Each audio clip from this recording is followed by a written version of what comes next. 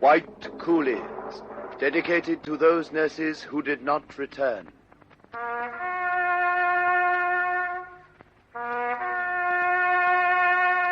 Sister Davis. Missing. Sister Hempstead. Missing. Sister Garden. Missing. Sister Raymond. Missing. Sister Jeffery. Here.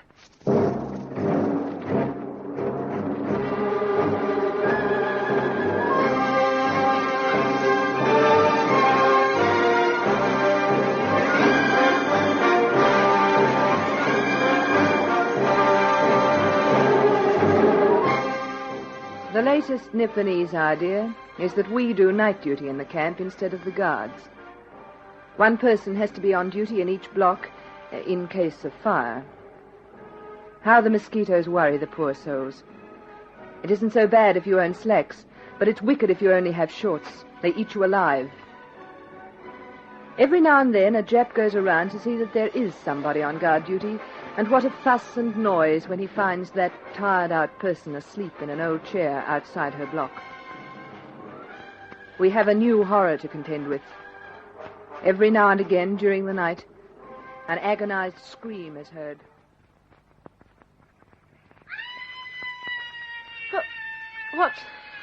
What's that? Oh, turn it off. Damn siren. Oh, must be an air raid. Hope they don't bomb us.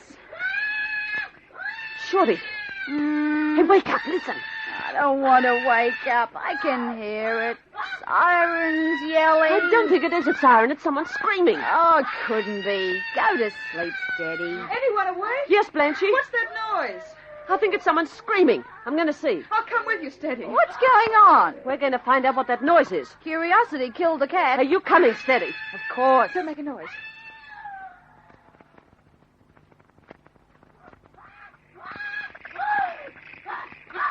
Oh, what a night. The moon's as bright as day. It is someone screaming. Over near the kitchens. Quick. What could have happened? Oh, whatever it is, it isn't in the kitchen. It's in the bathroom or lavatory. Hang on. We're coming.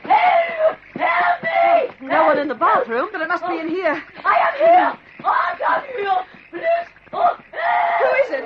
Where are you? I can't see anyone. This is wrong. Oh, look, the slats over the lab are broken. I'm down here. I'm falling on Oh, good grief. Oh, quick, Shorty, you get to the other side. Mrs. Brookhouse, try not to struggle. Keep your head up. Are you right, Shorty? Yes. Now, reach up as far as you can, Mrs. Brookhouse. We'll have you out in a minute. A little further. Mind you don't go in two. If you slip me. Yes. Hang on to our hand, Mrs. Brookhouse. Pull.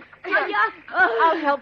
Oh, I can't get a grip. Oh, wait a bit. There. Now, tilt her up. Die. Oh, mein Gott. Mein Gott. Oh, never such terrible thing. Oh, you're all right now. How did it happen? Oh, these slats broke. Oh, just, I tumbled in. Oh, never such terrible thing to her. Oh, shame. Oh, shame. You stay there, Mrs. Brookhouse. I'll go and see if there's some water in the kitchen. I'll come and help you, Shorty. You stay with Mrs. Brookhouse, Steady. Oh, you not come would be end of me, I should think. Oh, I could not got out myself. You're all right now, Mrs. Brookhouse. Yeah. Just keep still. But sister, steady. You don't know. Oh, as nearly deep it is as I am tall. Level is 2 inches of the top. Oh, shame. Yeah. Now, if you stand over here, Mrs. Brookhouse, we'll throw the water over you. Get you cleaned up a bit. Here we are. Yeah. Soon have you right again. Oh, it's good. I brought a little tin with me so we can boil the water over. Oh, so good. Good. Oh, Mrs. Brookhouse, this is Oh, awful. so sorry. Oh, so sorry. Man, Shorty, I cannot tell you. It was the most worst thing to happen in anybody's life. Of course, the drains run into this thing, too, and that doesn't help matters. Now, are you ready, Mrs. Brookhouse? Yeah, this will be sorry. cold. So sorry. Thank you. We'll have to get up early in the morning and fill these buckets up again for the cooks. If you can get on the working party in the morning, Mrs. Brookhouse, you can have a swim. That'll clean you up properly. Swim, yeah. Oh, thank you so shame. Thank you, Sister Blanche. You are so much for helping me. I don't know what should have done. God, I think this stench will last all my life.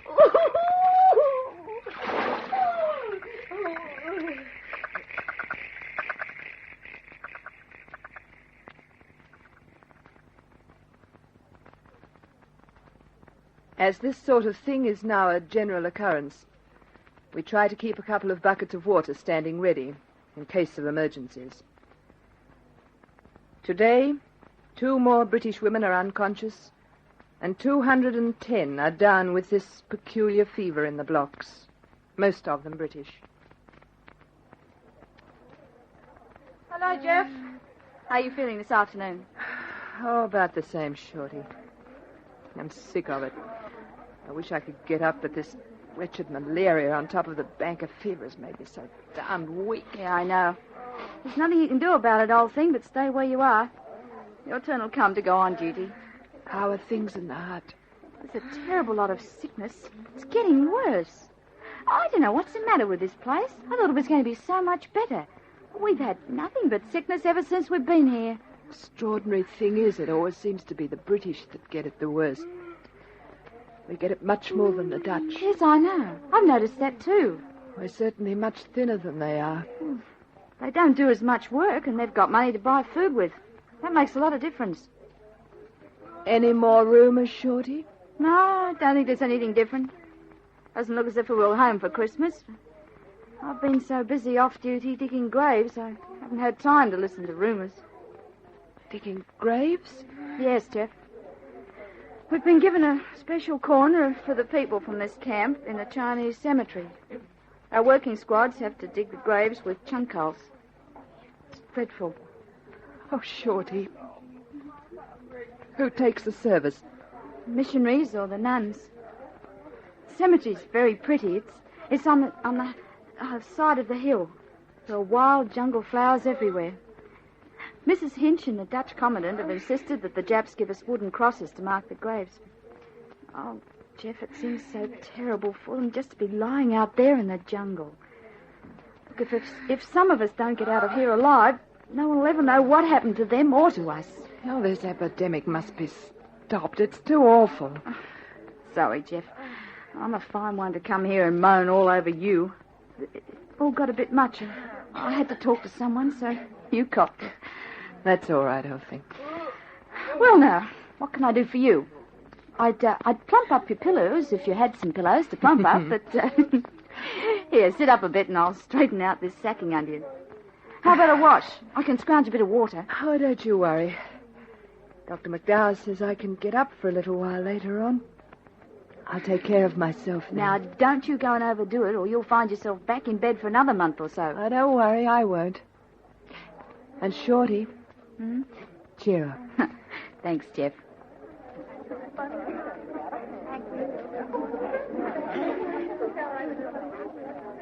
Morning, Jeff. Got some good news for you. Oh, hello, Steady. What's happened? Oh, now that you're allowed up, if you feel you can manage it, you can do some light duties. Oh, thank heaven for that. Be a relief to do something but lie here and fume. Yeah, well, remember now, you're not to do anything strenuous.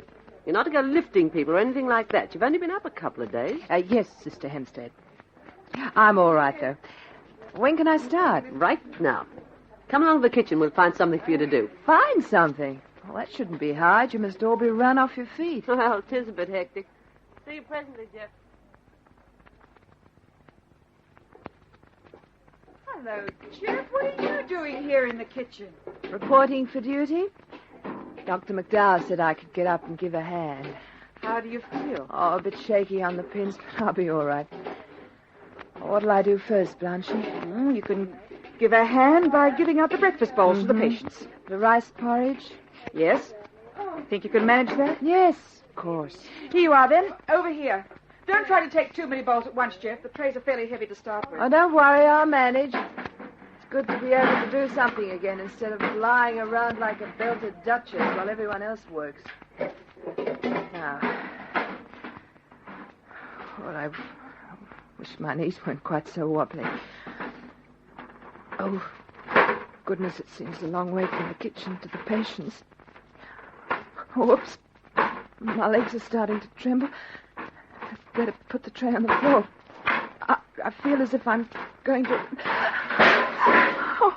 Oh, no. Jeff, what was that? What was the crash? It was me. Oh, Jeff, are you hurt? Oh, look what I've done. Oh, Blanchie, look what I've done. All the porridge, everyone's breakfast. What'll I do? You'll come straight back to bed, my girl. Oh, but Blanchie, the precious food that... The tray just went. I simply couldn't hold it. Come on, let me help you up. What's going on? Jeff had an accident. She shouldn't be trying to do anything. She's not strong enough. Back to bed with you, young Jeff, and no more nonsense. Oh, but what will happen? Oh, look, some of it went into that bucket of water. Oh, I'm so sorry. You better get her back to bed, don't you? Right. I'll get Dr. McDowell to come and have a look at her. Come on, old thing. It's not the end of the world. Worse things happen at sea. I haven't got any money or I'd make it up. Is there anything left in the kitchen? Stop worrying. We'll find something somewhere. Come along. Only a little bit further. It was quite the worst moment of my life to drop patients' precious food like that. It is 3 years today since this war started, and we're still sitting behind the Jap flag, flying gaily over the entrance to an internment camp. How we hate that infernal red blob. The Nips are so proud of what they did at Pearl Harbor, they're strutting about today full of their own importance. We hope we're not here to see them celebrate their 4th anniversary. Surely not. This evening, Steady came in to see me before she went on duty. Now, Jeff, thought I'd just drop in and see you and tell you the latest news.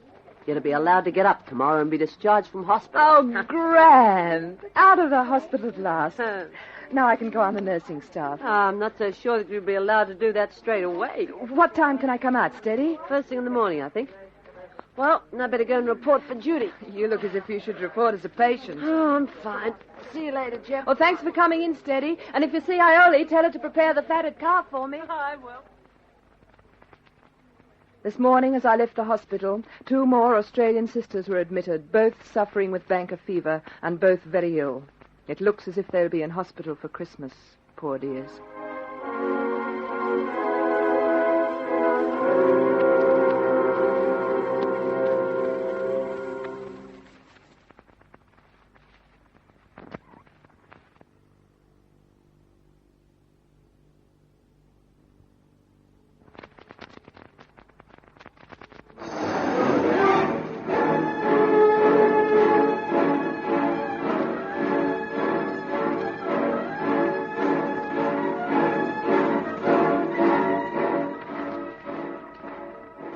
The Reverend Mother of the Dutch nuns is the Dutch commandant in the camp, and really she is a wonderful woman.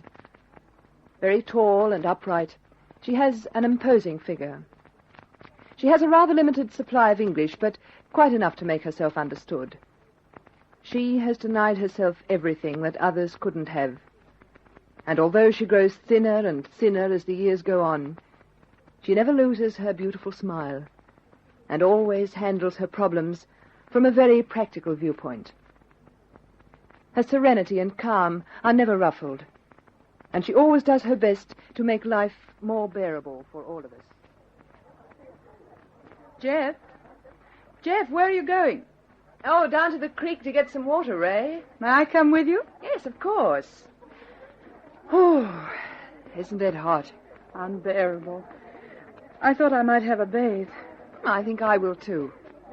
Conditions aren't getting any better, are they, Jeff? The sickness, I mean. No. Why is it? I don't know. You know, we're getting cases of beriberi now. Yes. The doctors blame the white rice we're getting. Well, they could have something there, you know. When we used to get a little red rice, things were much better. There's no nourishment at all in white rice. Which is probably why the Nips stopped red rice coming into us.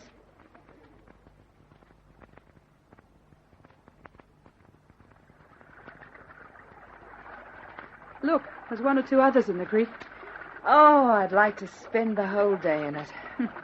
It's the only thing I can do without too much effort. What? Dabbling my toes in the water. Hello, Ray. Hello, Jeff. Hi there, Val. You had a swim yet, Val? Oh, no, Ray, I'm just going in. You two coming? Yes. Look, you go in. I'll go upstream and fill my water can. And be careful, Ray. Don't get too energetic. Too energetic. Oh, dear, I feel so useless. Now, don't be silly, Ray. Well, I do, Val. All I seem to do is sit around while the rest of you work like slaves. On the other hand, I know if I try to do things and collapse, I make more work for you. You do your share, old thing, so don't let it worry you. It does worry me, but there's nothing I can do about it. Oh, the water's quite cold. Come on, let's go in. We won't wait for Jeff. Oh, this is good. Yes. All we need is a few colored umbrellas on the bank, some little tables with iced drinks and savories laid out, and this would be the life. Well, a few less stones would be a help. What's it like? Come on in. The water's fine. Ouch! Oh, it's cold. Oh, not when you get in, Jeff. It's wonderful. Hey, who's that further down the creek? Where? Oh, you mean that girl with long plaids? Yes. Well, I don't know. I haven't seen her before. At least I don't think I have. Just look at her hair. It's so fair. They're wonderful thick plaits. Who on earth is it? Come on. Well, let's see. Lovely in the water, isn't it? Oh, yes, beautiful. I have not enjoyed anything so much before. Do you swim here often? Oh, yes. Always I bathe here when I can. Well, I don't know who it is. Nor do I. Do you, Jeff? No idea. Are you going back to the camp? Not just yet. I will rest a little and perhaps go into the water again. Oh, well, maybe we'll never know. Come on. I've got to get back with this water. Iota will be having a fit. She's waiting to make some coffee.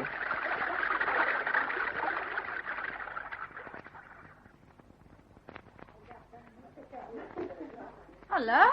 Where have you been? Down for a swim, Shorty. Oh, that sounds so normal. Down for a swim. I suppose it is going a bit far to call it a swim. Yes. Splashing around in a couple of feet of water isn't really what you'd call having a swim, but... It's the nicest thing that happens here anyway. I say, Shorty, we saw someone down at the creek. She's a stray. Huh? What do you mean, Jeff? Well, none of us have ever seen her before. Oh. What's she like? Well, she's tall, thin. Well, if she lives in this dump, she wouldn't be fat. Fair hair, very long and thick plaits. Dutch, I think. Not English, anyway. Well, we know all the Dutch women here, by sight anyway. I've never seen this one before. I can't think who she is or where she came from. Where did she go? Nowhere. She said she was staying at the creek for a little while longer. I don't know who it could be. Long, fair plaits. Look, now that's funny. Oh, what, Ray? Here's one of the nuns coming up from the creek. So it is. Don't tell me. That's that Sister Katrina. Well, I'm blowed. Hello, Sister Jeff. Do you know who I am now? Of course, sister. I couldn't think. I mean, I didn't recognize you. But your lovely long hair. I thought... You thought our heads were shaven, Sister Ray. Well, yes. Normally they are. But you see, at the beginning of the war, Reverend Mother gave instructions that we were to grow our hair. She thought perhaps we would not be allowed to wear our habits, and she did not want us to look different from other women. How very sensible. Was it not so? Oh, she is very wise, the Reverend Mother. She finds a way through all our problems. She has the smile of a saint. You know, Sister Ray, I think she is a saint.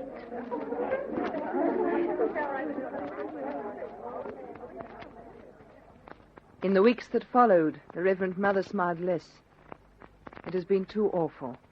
1 or 2 funerals every day, and so many young people are dying. They seem to be all right 1 minute, and then just drop in their tracks, all within a few hours. The funerals are arranged by the internees. We carry the coffin out to the cemetery, always escorted by a Jack guard. Jeff, Yes, Shorty? who's taking the service, do you know? Sister Katrina.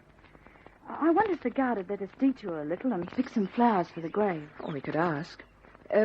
Penjaga. Upper Mall, Australia. We want to go over there and pick flowers. Datet, I can't think of flowers. You can go. Put the coffin down here. Not too long. Step up. Hurry. Thank you.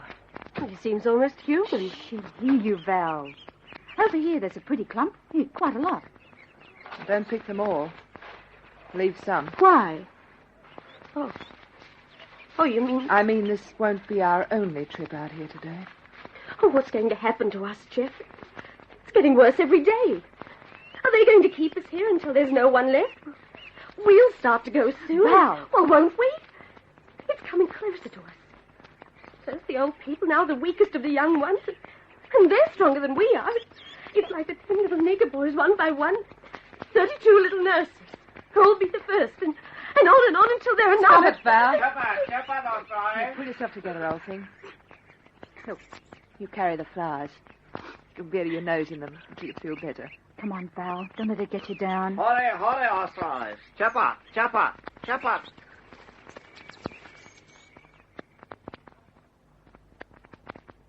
It was hard not to stumble under our sad load.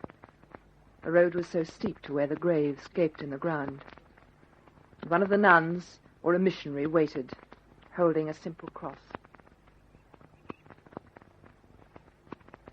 O God, by whose mercy the souls of the faithful find rest, vouchsafe to bless this grave, and appoint thy holy angel to keep it, and release the souls of all those whose bodies are buried here from every bond of sin, that they may always rejoice in thee with thy saints forever. Through Christ our Lord. Amen. Amen.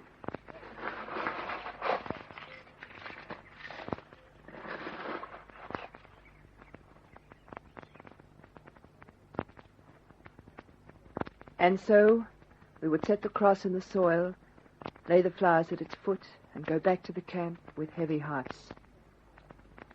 We were so sure we were brought to Banker Island for repatriation that our third Christmas hit us rather suddenly. There were no presents this year. We simply had not got a thing, not even paper to make Christmas cards. Iole gave me the Christmas card I made and gave her 2 years ago, and I gave her some flowers sitting in a tiny shell I found by a fence. Are we going to have Christmas dinner this year, Jeff? No. You on kitchen duty, Shorty? Yes. Silly, you know. A while back, we were released from all these chores so we could nurse. Now, if we don't do something about it, nobody seems to get through the work. Hey, seems to be a bit of a commotion going on in the kitchen. Sister Jeff, have you heard the good news? No, Sister Katrina. Are they sending us home? No, Sister Shorty, not so good as that. But we have been given a little extra rice and 2 little piglets by the Japanese for being good. Oh, Come and look. The piglets are being prepared and are nearly ready to be cooked. Oh, wonderful. There. Can you see them? Oh, who'd ever think that 2 little pigs would get such an audience as this? They look such nice little fellows. Here comes one of the guards to stick his nose in. What does he want? Out of the way, Australia. Out of the way. You, make room there. Get out of the way. He's headed straight for the pigs. He's got a knife in his hand. He couldn't be going to take them away again, could he? Oh, couldn't he? Part of them anyway. What? He's cutting off the hind legs. Well, perhaps he's just jointing them for us. Hope springs eternal. That is enough for your prisoners. He's just calmly walking off with the best part of the piglets. I suppose we can think ourselves lucky that we can keep any of our presents. Come on, Jeff. Pick up the shovel and spade. Work, me boy. Be not afraid. We cooked what was left of the piglets, and some of us found little bits of pork in our Christmas dinner. But we couldn't find very much Christmas spirit. All we could think of was to get out of this awful place before it's too late.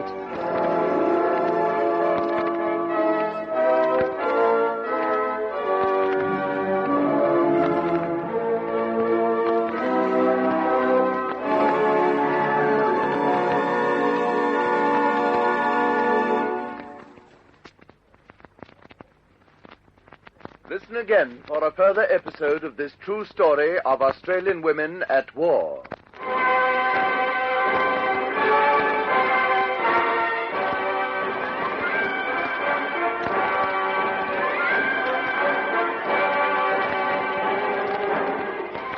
White Coolies is based on the diary written secretly in a Japanese prison camp by Sister Betty Jeffery, especially adapted for radio by Gwen Friend, and produced by Fifi Banbard for Australasian Radio Productions.